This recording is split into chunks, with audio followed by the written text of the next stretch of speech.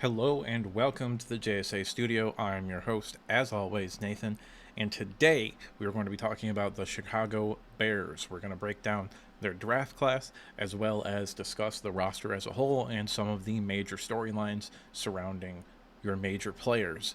Let's go ahead and start off by discussing your draft class. But before we even get into that, I'd like to really quickly talk about how I grade things. So the most common grade that you're going to see on pretty much any draft that I grade is going to be a B. And what is a B? A B means that you made a pick at value. Basically, if you take a top 10 player or a player with a top 10 grade inside of the top 10, then you get a B. If you take a top 10 player in the top 20, so from picks 11 to 20, then you might get a B plus or an A minus if it's closer to 20 or 11 respectively, because that's a quote unquote round after value. If you reach on a prospect, then it'll be a lower grade like a C plus or a C minus. D's and F's are extraordinarily rare. I don't give them out frequently. They're really just for picks that I believe are absolutely horrendous. With that out of the way, let's go ahead and talk about your first pick, Darnell Wright, a tackle out of Tennessee. I really like Darnell Wright. He was my tackle number 2. I did have a top 10 grade on him. You got him at 10. The pick is a B. Took him at value. I think he's an instant contributor at right tackle. He's your starting right tackle for a decade plus. I think I do believe he will one day be in that same sort of conversation with right tackles, two of which ironically are in the division as being like the best right tackle in football. Sewell and O'Neal and Wirfs are probably the 3 best right tackles in football that I can think of off the top of my head right now. Maybe Lane Johnson as well. And I think that he will be a Pro Bowl caliber player multiple times and become an anchor for your franchise going forward. When you watch him on film, the athleticism, he was a 5-star, I think top 10 recruit during his class. The athleticism is apparent. He anchors very well, and he's a massive dude. He's 6'5", and he's like 330 pounds. Big boy. His power is evident, and he's very good in pass blocking. Now, he kind of put it all together this year, which would be a problem maybe for some people because he wasn't consistently dominant.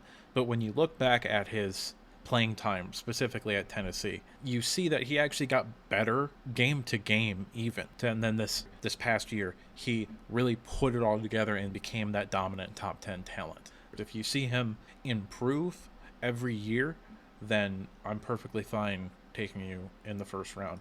Your second pick was a guy that I really liked in Gervon Dexter, nose tackle out of Florida. He's probably going to be your nose tackle. I liked him probably best as a nose tackle because he's 6'6", 300 plus pounds.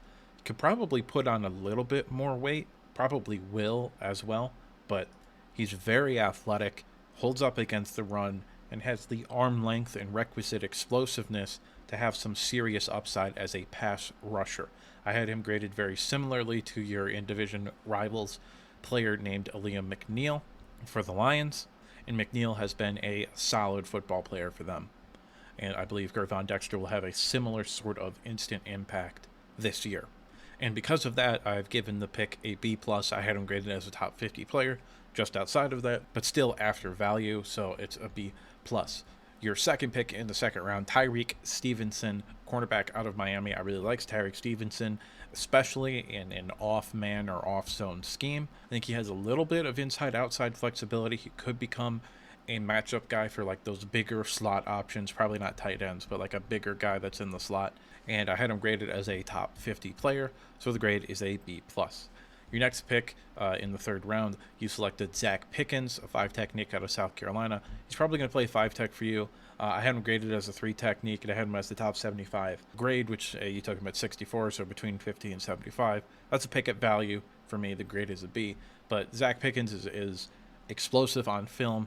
He has pass rush upside, and to me, in your 3-4 scheme that Eberflus is running down there, I think on base downs, he's probably going to be a 5 technique, so on the outside shoulder of the offensive tackle. And on pass rushing downs, he's probably going to kick inside as a 3 technique to rush the passer, so he'd be on the outside shoulder of the guard. In the fourth round, your first pick in the fourth round, you took Roschon Johnson, running back out of Texas. I think he's going to be an instant contributor. I think he has pass catching upside, although he doesn't necessarily have the build or the play style that you might think of as a scat back. He isn't probably going to be a scat back, but he is currently probably the best pass catching back you have on the roster. Neither Herbert or Donta Foreman are really good at that role, and I think Johnson, that'll be his way to get on the field early. I like the pick. I had a top 100 grade on Johnson. You got him at 115. That's a pick above value. It's a B+. Your next pick wasn't as big of a fan. This is probably your worst pick in my mind. You took Tyler Scott, a Z, out of Cincinnati. I think best case scenario, he's DJ Moore's backup and a guy that maybe will catch 3 or 4 deep shots a year and a couple of underneath routes, and maybe he could break one for a big gain. I don't really see him as anything more than a 4th wide receiver. A little bit of a reach. I had him as a 5th round grade. You took him in the 4th. C+ is the grade. Noah Sewell, your first pick in the 5th round. At this point in the draft, you're talking about special teams value and could you potentially develop into a starter. I think Noah Sewell, who I believe played at like 250, I think he needs to lose weight. I think he needs to get down to like 235, which is not something you will hear me or any NFL guy talk about a whole lot, is asking players to lose weight, but I think he just plays too big. Now, that has a lot of other concerns to go with it as well, but I don't really see him being in the NFL for longer than 2 or 3 years at 250 pounds. But I do believe he will be an excellent special teams player for you year one. Terrell Smith, same sort of arc that he's going to have, except for he needs to put on a little bit of weight. I think he might get moved to safety as well. That could be possible, but I do like him as a special teams player with some developmental upside, where in 2 to 3 years you could see him having a role on your, having a regular role on your defense. Travis Bell and Kendall Williamson, they're just sort of shots in the dark at this point. I had both of them graded as priority free agents, priority undrafted free agents, that is. So taking them in the 7th round, a little bit of a reach, but I'm not going to knock you too much for it. Overall, I gave the grade a B+, which puts you in a 3-way tie for the division. For whatever reason, I just had 3 teams with B+ grades, and then the Lions. I did like this draft class. I think you got some instant contributors that are going to start and play a whole lot, really your first 5 picks. And then you got some interesting developmental guys in the later rounds. So I think you did about as good as was expected to, maybe a little bit better. Now, moving on, we're going to go position by position and sort of talk about the players, how they stack up in the division, and some of the major storylines surrounding them. We're going to start with your quarterbacks, because why wouldn't we start with quarterbacks? On the roster, you've got Justin Fields, Nathan Peterman, P.J. Walker, and Tyson Bagent. I think ultimately P.J. Walker will probably be your backup, with Nathan Peterman as maybe a 3rd quarterback and Tyson Bagent as a practice squad player. But obviously the big storyline here is going to be the man on the screen, and that's Justin Fields. How much of a step forward does he take this year? Does he have that same sort of 3rd-year leap that Jalen Hurts had? Or is it, instead of a leap, a step in the right direction? Now, I do think the talent around him his first 2 years has been abysmal, so I don't really think it's fair to pass judgment on Justin Fields as a quarterback. But this year, I think the talent is good enough where you can pass judgment on him as a quarterback. And personally, I believe he will take a step forward, but not necessarily a giant leap forward.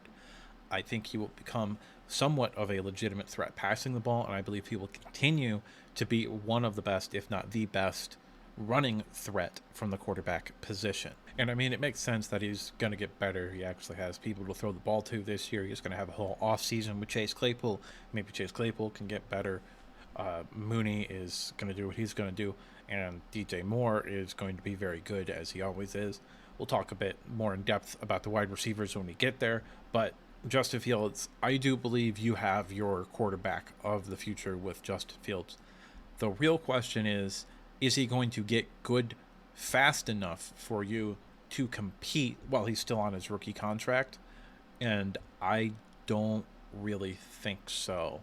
This will be his 3rd year. I think he takes a step forward.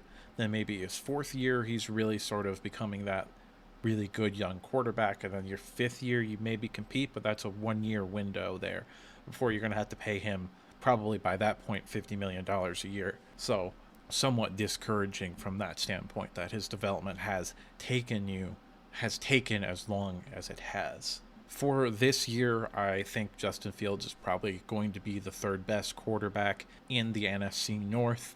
That's not an insult. I think he will probably be a top 20 quarterback in the NFL overall, and that's also not an insult. I just last year he was bad.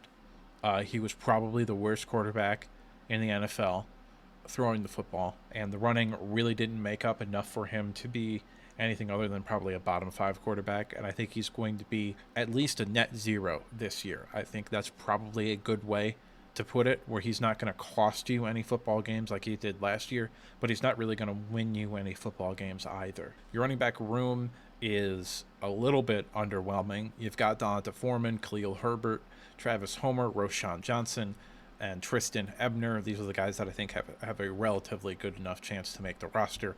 I think you probably only keep three, and that'll likely be Foreman, Herbert, and Johnson. None of them are really pass catching guys, which is a little bit concerning. Herbert, I think, has a little bit upside on that. Johnson probably will end up as your third down back, maybe, but overall, this is a unimpressive group.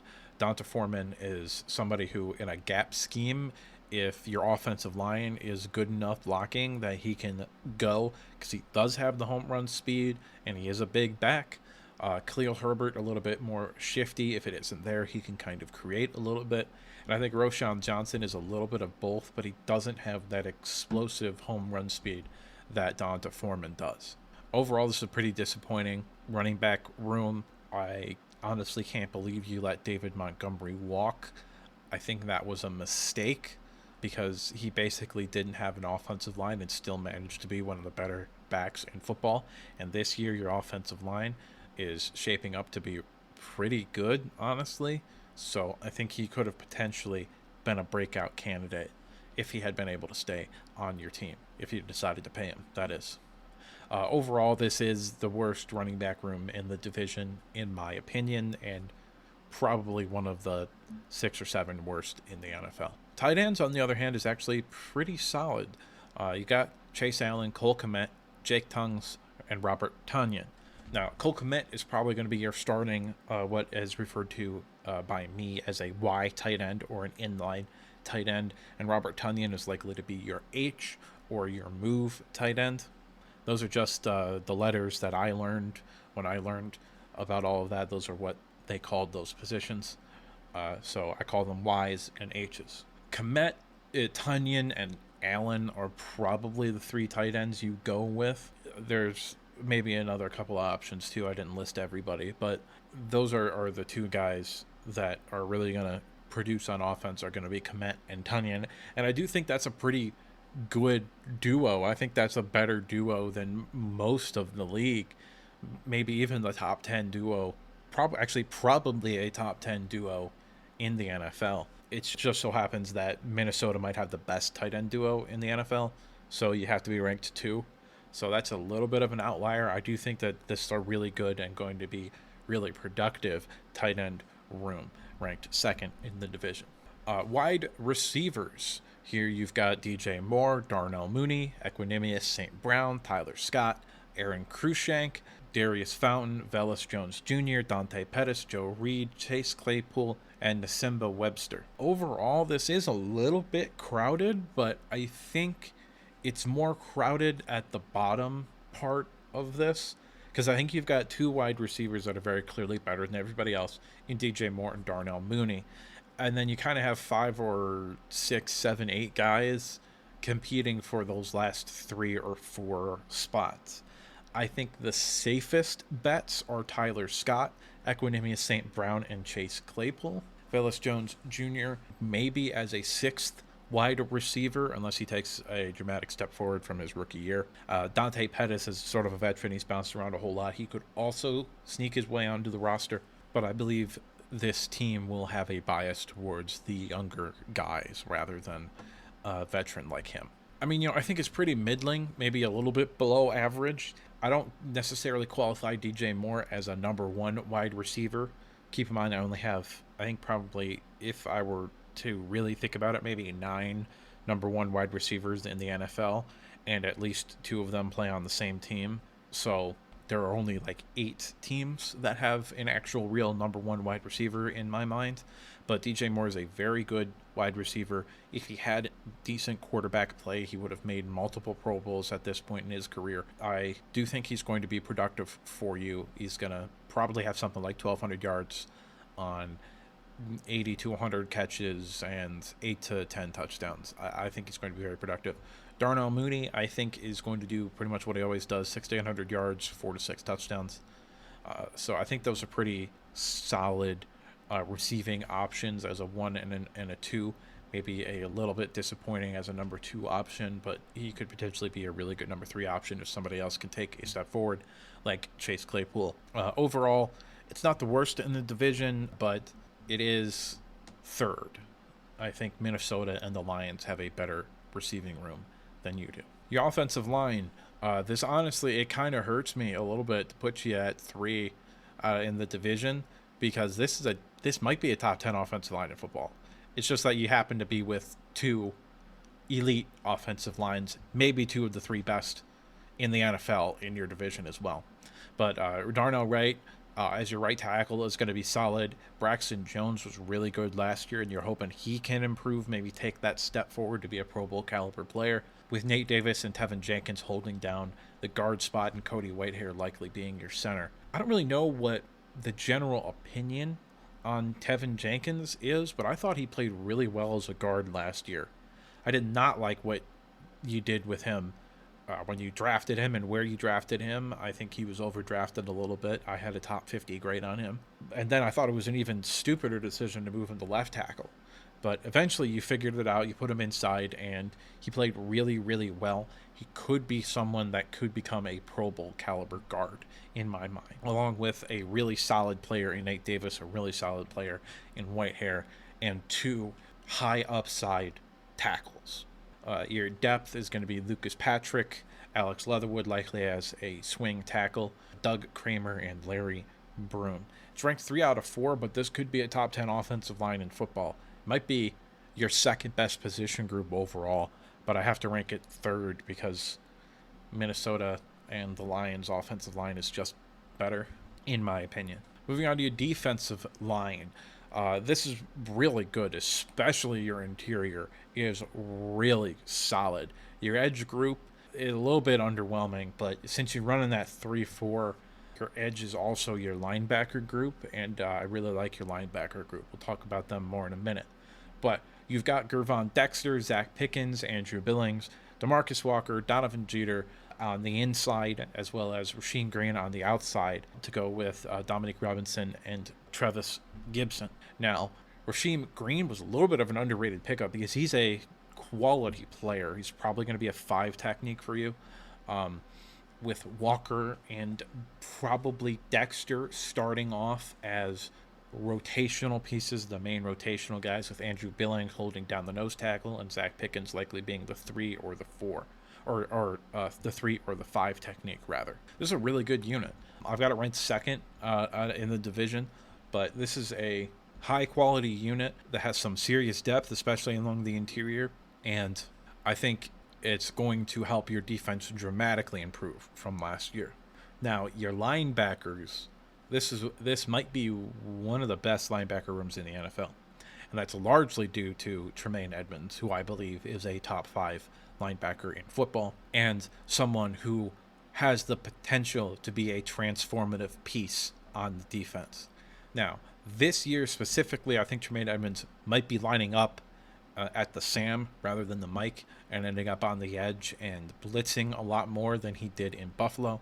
Even I do believe he'll be very productive at that role as well. He could be a double-digit sack guy, but I really like him as a Mike as well. I really like him in coverage. He's very, very good. He is your best linebacker since Brian Urlacher. He is way better than Roquan Smith. He makes Roquan Smith look like a high school linebacker. TJ Edwards is a above average, sort of quality starter, good player. I don't think he deserved the Pro Bowl nod last year, but the NFC's linebacker position is a little bit weak. He's really solid. I think he's good in pass coverage as well. He'll probably be your Mike this year with Tremaine Edmonds working more as the edge. That also might just be his position now is just the edge rusher because you don't really have a whole lot of depth there. It's really just him and Terrell Lewis. Jack Sanborn is a guy that I think has some potential as an outside linebacker, as sort of the guy opposite of Tremaine Edmonds, where he kind of has to play all three roles, where he kind of has to be that second inside middle linebacker, as well as a Will and a Sam in a 4-3 sort of scenario where Edmonds is blitzing off of the edge. Noah Sewell has some upside. Terrell Lewis is likely going to be across from Tremaine Edmonds as a blitzing linebacker, sort of that 3-4 outside linebacker role, potentially a rotation piece there. And you've got some depth with Sterling, Weatherford, Dang, and Cole. This is the best group in the division, in my opinion, and that's Tremaine Edmonds. I love Tremaine Edmonds. I think he could potentially turn into a Defensive Player of the Year candidate for you. And I think he'll be a major reason why your defense transforms into maybe even a really good defense, potentially the best in the division this year. Your secondary, it's really being saved by your safeties. The secondary has a lot of questions. Tyreek Stevenson is a rookie. You don't really know. Jalen Johnson is kind of proven to be a rotational quality player. Kyler Gordon was god-awful last year, even though I do think he will get better and eventually become a starting caliber player. And Terrell Smith is just a depth piece, special teams player. But your corners are pretty bad, but your safeties are really solid. Eddie Jackson is still one of the best in the business, and Jaquan Brisker was maybe the best rookie safety in the NFL last year. Best case scenario, you're hoping Tyreek Stevenson can live up to the sort of borderline first round talent that most people had him as, and come in and play really well as a rookie, in which case Jalen Johnson will maybe end up being as a number 2 corner. Isn't as bad as if he's your best corner, and you can sort of round this all off and be a really solid group. But I do think you're a couple of pieces in the secondary away from having a really, really good group. Overall, I think it's solid, but you are ranked 3rd in the division. You don't have the worst because you aren't Minnesota, but it could get better. And there are some pieces out there in free agency that I do think could help this team improve a lot this year. Not necessarily the goal. You're probably going to ride with the young guys. That's really the goal. It's development of the young guys. And you've got a lot of young guys in the secondary here. So you might as well just let it ride and see what you got before you really try to go all in next year and try to make the playoffs and make a run for it. Overall, you have your quarterback ranked 3 out of 4, your running backs ranked 4 out of 4, your tight ends ranked 2 out of 4, your wide receivers ranked 3 out of 4, your offensive line, even though I think it's really good, ranked 3 out of 4, your D-line ranked 2 out of 4, your linebackers ranked 1 out of 4, and your defensive backs ranked 3 out of 4. Overall, as a team, I think you're going to be pretty solid, but I think you're still probably a below 500 team. Unless Justin Fields has that miraculous leap that we kind of talked about, in which case I do think this roster could be good enough to get you to win the division if he really takes that step forward. But playing it safe a little bit, I think you're looking at somewhere between 5 and 8 wins. If you want to know specifically how I think your season is going to go, where we break down and talk about every single pick, you can go ahead and look at the video that I have linked in the description, which is me predicting the entire NFL season, game by game, team by team. Go ahead and like if you like the video, subscribe if you want to see more content like this, and if you disagreed with me, go ahead and tell me why in the comment section below, but let's keep it civil. After all, what do I really know? I'm just some asshole, and I'll see you next time.